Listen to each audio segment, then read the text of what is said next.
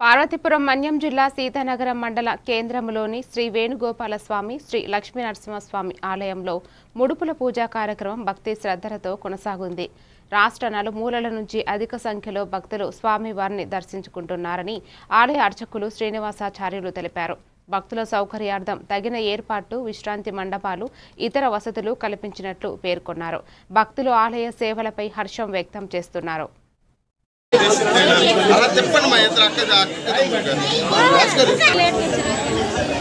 అలాగా 11 అయిపోయింది.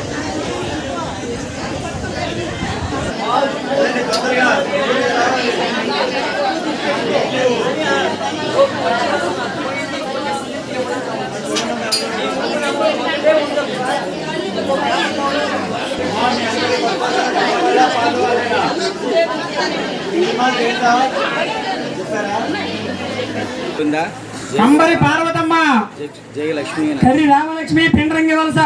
ఈ రోజు కర్రి రామలక్ష్మి పిండ్రంగి వలస, పావని బలిజిపేట, అధిక సంఖ్యలో బలిజిపేట వసంత పావని, 50,000 ముడుపులు, అల్లు తిరుపతమ్మ జమదాల, 60,000 ముడుపులకి దగ్గర, అల్లు తిరుపతమ్మ జమదాల, వినాయక కొమరాడ, కొమరాడ వినాయక, చాలా మంది భక్తులు ఏ నాగమణి పాలు పంచుకుంటున్నారు. సమేత వేణుగోపాల లక్ష్మీ నరసింహస్వామి కుమార్